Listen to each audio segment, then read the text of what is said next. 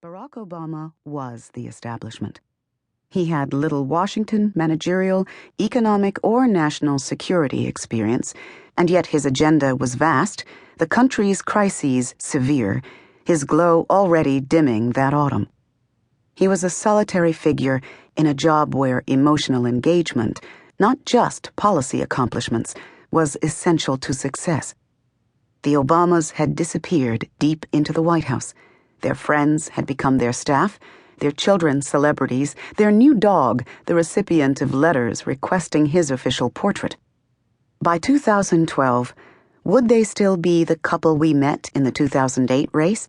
How would they cope with the difficulties and failures that were just starting to come into view that fall? Had the Obamas' freshness to political life really been an asset in the first place? There was something else, too. The Obamas had spent their marriage debating how much change was possible within the political system and whether public life could be made livable.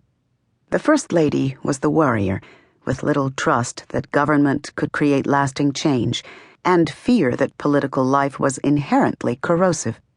"I didn't come to politics with a lot of faith in the process," she had said years earlier.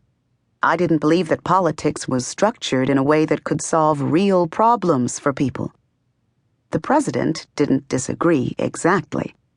His critique of the powerful was nearly as unsparing, but he had an astonishing faith in his own abilities. He believed that he could solve those real problems, that together they could protect themselves from the toxic forces Michelle feared.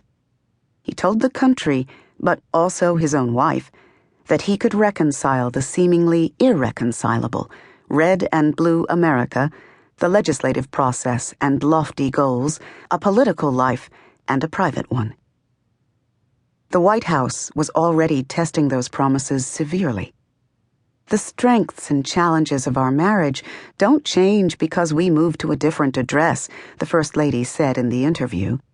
It was my first clue that the Obamas' private debate hadn't ended on election night 2008, that it continued in the White House with greater force, scope, and complexity than ever. Exploring the impact of the presidency on the Obamas' relationship was not nearly enough, I realized. The question was too small. The more difficult question was the reverse one, the impact of their partnership, their debates and differences, shared ideas about themselves, and deep hesitation about politics on the presidency, the job of First Lady, and the nation. In public, they smiled and waved. But how were the Obamas really reacting to the White House, and how was it affecting the rest of us? I reported and wrote this book to answer those questions. I discovered an untold story of Michelle Obama's deep initial difficulty in the White House, her disorientation in a strange, confined new world, tense relationships with many of her husband's advisors, struggle for internal influence, and eventual turnaround. I also found that reporting on her was a way to better understand her elusive, introverted husband. She is his sparring partner, early warning system, refuge, and guardian, tougher by his own admission than he is. Hers are the ultimate standards he tries to live up to, with consequences we will be debating for a long time to come.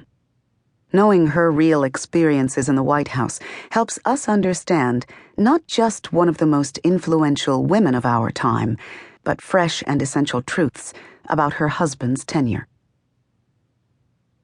One of the strangest things about the presidency is how unsparingly intimate it is. The White House is an office, home, and museum all at once, those three functions constantly colliding. The President and First Lady often hide just inches from public view. Their jobs are performed the same way, with little separation between public and private, political and personal.